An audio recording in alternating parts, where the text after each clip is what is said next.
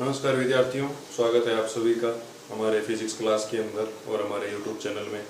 यदि आपने हमारे चैनल को अभी तक सब्सक्राइब नहीं किया है तो चैनल को सब्सक्राइब करके पास वाला बेल आइकन दबा दें और आपके जितने भी रिलेटिव या आपके जितने भी फ्रेंड्स हैं उन सब के अंदर इस चैनल को शेयर कर दें, क्योंकि इसमें हम फिजिक्स की रेगुलर क्लासेज ले रहे हैं। तो आज हम देखने वाले हैं कि क्लास 12 का, जैसे मैंने 7 वीडियो अपलोड कर दिए हैं तीसरे चैप्टर के। आज इस वीडियो के अंदर इस चैप्टर को कंप्लीट करते हैं और अगले वीडियो के अंदर इस चैप्टर का न्यूमेरिकल करके अगला जो आपका चैप्टर है जिसको आप कैपेसिटेंस बोलते हैं या संधारित्र की धारिता बोलते हैं, कैपेसिटेंस ऑफ ए कैपेसिटर, संधारित्र की धारिता, वो हम स्टार्ट करेंगे। तो बड़ा इजी चैप्टर है, बड़े मजे आएंगे उसको पढ़ने में और बड़ा दमदार शानदार कॉन्सेप्ट बताऊंगा मैं आपको। और न्यूमेरिकल को कैसे सॉल्व करना है वो भी हम अगली वीडियो के अंदर देखने वाले हैं। तो चैनल से जुड़े रहें और वीडियो को लास्ट तक देखें और कोई भी आपकी प्रॉब्लम हो तो उसको कमेंट करके जरूर बताएं। तो देखिए आज का हमारा जो टॉपिक है उसके अंदर मैं आपको बताऊंगा कि जो स्थितिज ऊर्जा होती है, स्थितिज ऊर्जा उसे क्या कहते, वो क्या होती है स्थितिज ऊर्जा। तो उसका पोटेंशियल एनर्जी भी कह सकते हैं।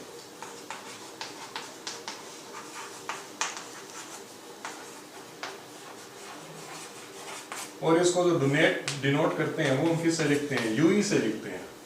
जो अक्सर किताबें होती हैं उनके अंदर जो राइटर इनको यूई से रिप्रेजेंट करते हैं, तो हम इनको यूई से रिप्रेजेंट कर लेंगे। देखिए हमने एक आपको कॉन्सेप्ट बताया था कि जो विद्युत विभव होता है वो क्या होता है कि यहाँ पर मान लीजिए अनंत का ये कोई पॉइंट है, अनंत के पॉइंट P के ऊपर कोई आवेश रखा हुआ है Q, और यहाँ पर एक E इंटेंसिटी का इलेक्ट्रिक फील्ड है, E इंटेंसिटी या E तीव्रता का क्या यहाँ पर एक विद्युत क्षेत्र है।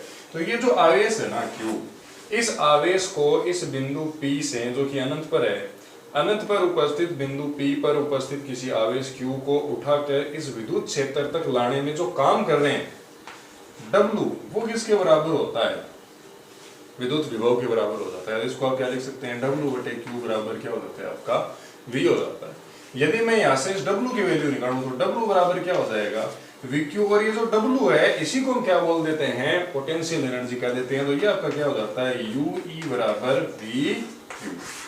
बात को थोड़ा ध्यान से समझ लीजिएगा कि मैंने आपको बताया कि एकांक धनावेश को, इस बात को समझिए कि जो विद्युत विभव की परिभाषा थी, विभव की परिभाषा थी उसमें मैंने आपको क्या बताया, एकांक धनावेश को, एकांक धनावेश को, इसमें क्या शब्द आया, एकांक धनावेश को, मतलब एक कूलम का पॉजिटिव चार्ज है उसको उठाकर इस P बिंदु से इस विद्युत क्षेत्र तक लाने में जितना काम करना पड़ा वो आपका क्या कहलाया, विद्युत विभव कहलाया। और यदि मैं किसी Q आवेश को उठाकर, इस Q आवेश को उठाकर इस विद्युत क्षेत्र के अंदर लेके आता हूं, यदि एक कूलम का आवेश होगा तो सिंपली उसको विभव कह देंगे, और यदि Q आवेश को उठाकर इस विद्युत क्षेत्र के अंदर लेकर आते हैं तो वो आपका क्या बन जाता है, विद्युत स्थितिज ऊर्जा कहलाती है। और ये एक दूसरे प्रकार का वर्क ये जो हमने यहाँ से फाइंड किया था कि W/Q या V बराबर W/Q, तो W बराबर क्या था आपका VQ, और ये जो W था इसी को हम सिंपली क्या कह देते हैं, स्थितिज ऊर्जा, या इसको पोटेंशियल एनर्जी, या इसको किससे रिप्रेजेंट कर देते हैं, U से रिप्रेजेंट कर देते हैं। तो वापस भाषा को ध्यान से सुन लीजिए कि यदि एकांक धनावेश होगा तो उसको उठाकर लाने में जो काम करते हैं, एक कूलम आवेश के ऊपर पॉजिटिव एक कूलम आवेश को जितना काम करते हैं वो तो आपका क्या कहलाता है, विभव कहलाता है। और इस विभव के फॉर्मूले से यदि मैं W का फॉर्मूला निकाल दूं तो वो आपका कितना आ जाता है, W बराबर VQ। यदि ये एक होता, देखो ऐसे समझो, यदि ये एक कूलम होता, यदि ये आवेश एक कूलम होता तो आपका देखो, जैसे मैंने आपको यहाँ बताया कि यदि आवेश का मान एक कूलम हो जाता, प्लस का एक कूलम, तो यहाँ पर एक रखते ही आपका जो W था वो किसके बराबर आ जाता, विभव के बराबर आ जाता। यदि इस Q का मान एक हो जाता तो आपका सिंपली W किसके बराबर हो जाता, V के बराबर हो जाता, जो काम करते वो विभव कहलाता। लेकिन यदि मैं यहाँ पर Q आवेश की बात करूं, Q आवेश बात करूं, जैसे एक आवेश, दो आवेश, तीन आवेश, ऐसे करते करते यदि Q आवेश हो जाते हैं तो ये जो आपका W है वो क्या बन जाता है, VQ बन जाता है। और ये जो VQ है, जो Q आवेश के ऊपर हम काम कर रहे हैं, वही आपका क्या कहलाता है, स्थितिज ऊर्जा कहलाती है। और इसको आप क्या लिख देते हैं, VQ से लिख देते हैं। और ये आपका आज का कॉन्सेप्ट है। तो इसको मैं आपको भाषा के थ्रू समझाता हूँ। देखिए इसको यहाँ से वर्क क्लियर कर देते हैं। तो सबसे पहले इसकी आप डेफिनेशन लिख लीजिए, फिर इसका मैं आपको फॉर्मूला बताऊंगा कि इसको आप किस प्रकार से डिनोट करेंगे। बड़ा छोटा सा ये टॉपिक है, एग्जाम के अंदर कई बार पूछ लिया जाता है, ये हम देख लेते हैं। देखिए किसी प्लस Q आवेश को, किसी प्लस Q आवेश को अनंत के किसी बिंदु से विस्थापित करके या उठा कर की बात कर सकते हैं, वो तो समझने के लिए था, तो हम विज्ञान की भाषा में इसको किस प्रकार से लिखेंगे वेल बिहेव में कि किसी प्लस क्यू आवेश को अनंत के किसी बिंदु से विस्थापित करके विद्युत क्षेत्र के किसी बिंदु तक लाने में किया गया कार्य विद्युत स्थितिज ऊर्जा के बराबर होता है। विद्युत स्थितिज ऊर्जा के बराबर होता, और जो विद्युत स्थितिज ऊर्जा होती है उसको हम यू से रिप्रेजेंट करते हैं। विद्युत स्थितिज ऊर्जा को यूई से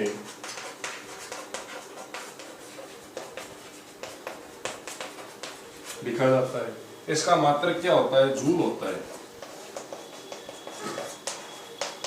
यूई का मात्रक जूल होता है। अब देखो यहां पर विभव का कॉन्सेप्ट लगाते हैं। अतः विभव की परिभाषा से, विभव की,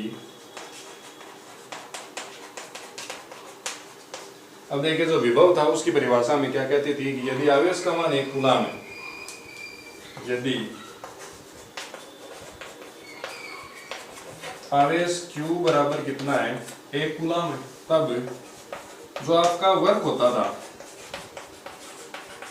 वर्क डन या किया गया कार्य, वो किसके बराबर होता था? V के बराबर होता था। यदि 2 कूलाम होते तो कितने के बराबर हो जाता? 2V के बराबर। तो यहाँ पर क्या लिख दूं?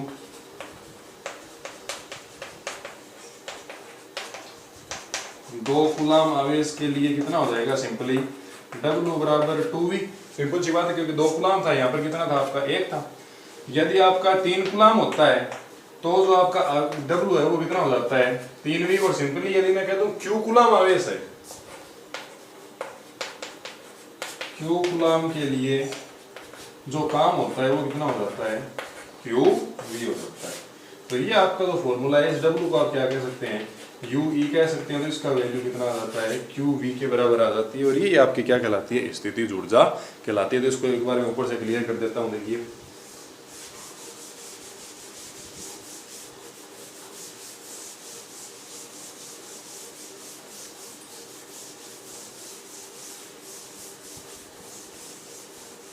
नोट कीजिएगा फॉर्मूले को।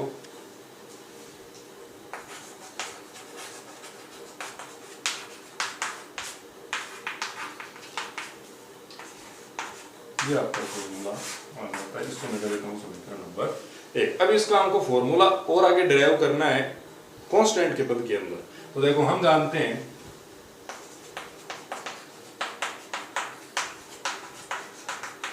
कि यदि आपका प्लस Q स्मॉल आवेश के कारण विद्युत विभव, मैं यहाँ पे क्या कर दूं? यदि V की वैल्यू पुट कर दूं आवेश के पदों के अंदर और 1/4 पाई एप्सिलॉन नॉट और R के पदों के अंदर, तो मेरे को इस U का फॉर्मूला मिल जाएगा। तो मैं ऐसे क्या रखूंगा कि यदि आवेश प्लस Q होता तो उसके कारण जो विद्युत विभव V था उसका मान किस प्रकार लिखते? V बराबर 1/4 पाई एप्सिलॉन नॉट और Q बटे के अंदर कितना आ जाता? R आ जाता है। ये मैं आपको बता चुका हूँ पहले भी। देखिए आ जाती है इक्वेशन नंबर 2। ये वाली 2 की वैल्यू समीकरण 1 में पुट कर दे तो देखो क्या होता।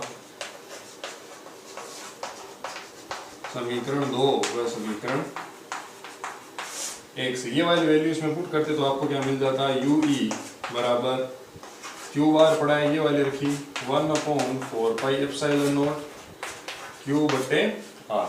इसको आगे और हल करते आपस के अंदर गुणा करते तो क्या मिल जाता? 1/4 पाई एप्सिलॉन नॉट Q और Q बटे के अंदर R। और सिंपली आप इसको यदि Q1 Q2 की फॉर्म के अंदर लिखेंगे तो वो देखिए किस प्रकार से लिख देंगे Q1 व Q2 दो आवेशों के लिए जो आपका UE है वो कितना हो जाता 1/4 pi epsilon naught Q1 Q2 बटे R। और यदि इन दोनों के बीच की दूरी भी R12 करते हैं तो इसको क्या लिख देंगे R1। तो इतनी चीजें क्लियर है। ठीक, अब देखो आगे का जो टॉपिक है वो हम देख लेते हैं। वो आपका है दो से अधिक बिंदु आवेशों के कारण निकाय की स्थितिज ऊर्जा। चलिए इसको हम सोल्व करते हैं।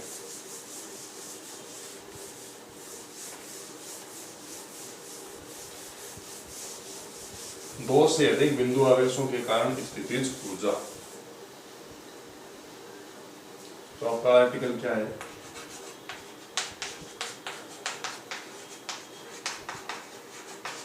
दो से अधिक बिंदु आवेशों के कारण स्थितिज ऊर्जा। इसका मान हम यहाँ पर देख लेते हैं। देखिए सबसे पहले एक निकाय बनाना पड़ेगा। तो मैं मान लेता हूँ तीन आवेश हैं, ये Q1 आवेश है, यहाँ पर एक Q2 आवेश है और यहाँ पर एक Q3 आवेश है। इन तीनों को आपस में मिला दिया। इन दोनों के बीच की दूरी को कितना लिख देंगे R12, एक और दो के बीच की दूरी। दो और तीन के बीच की दूरी को कितना लिख देंगे R23 और इन दोनों के बीच की दूरी को कितना लिख देते हैं, ये एक सदिश राशि है तो इनके ऊपर मैंने क्या लगा दिया, तीर लगा दिया। इस पॉइंट को मैं दे देता हूँ A, इसको कह देते हैं B और ये वाला पॉइंट हो जाएगा आपका C। तो हमें क्या करना है कि इन दोनों के बीच की जो ऊर्जा होगी उसको मैं क्या बोल दूंगा, U12 कह दूंगा। इन दोनों के जो बीच की ऊर्जा होगी उसको क्या कह देंगे, U23 कह देंगे। इन दोनों के जो बीच की ऊर्जा होगी उसको क्या लिख देंगे, U13 कह देंगे। तो ये मुझे U12, U23, U13 का मान कैलकुलेट करके तीनों को आपस में जोड़ना है। तो अध्यारोपण के सिद्धांत से जो आपका पूरा का पूरा टोटल सिस्टम होगा, इसकी टोटल एनर्जी या टोटल स्थितिज ऊर्जा हमारे सामने आ जाएगी। तो हम यहाँ पर क्या लिख सकते हैं कि कुल स्थितिज ऊर्जा U बराबर होगी U12 plus U23 plus U13। इतनी चीजें यहाँ पर क्लियर है। चलिए इसके बाद में हमें क्या करना है, इसको मैं जल्दी समीकरण नंबर 1। अब हमारा मेन टारगेट है U12, U13, U23 की वैल्यू पुट करनी है इसके अंदर। तो देखिए विद्युत स्थितिज ऊर्जा की परिभाषा से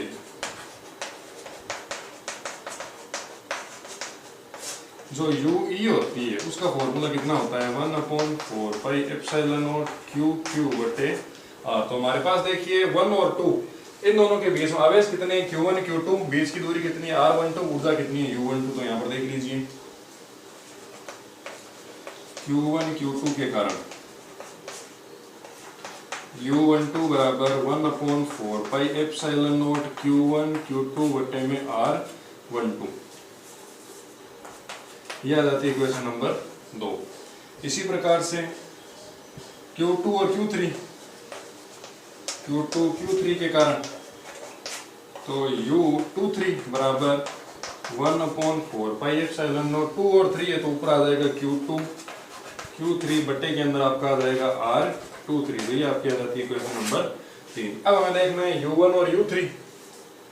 तो Q1 व Q3 के कारण तो यहाँ पर आपकी वैल्यू हो जाती है U13 is equal to 1/4 pi epsilon naught Q1 Q3 बट्टे के अंदर R13। ये आ जाती है इक्वेशन नंबर 4। अब इन तीनों की वैल्यू इस इक्वेशन नंबर 1 के अंदर पुट करेंगे तो देखिए हमें क्या रिजल्ट मिलता है। एक बार क्लियर कर रहा हूँ यहाँ से।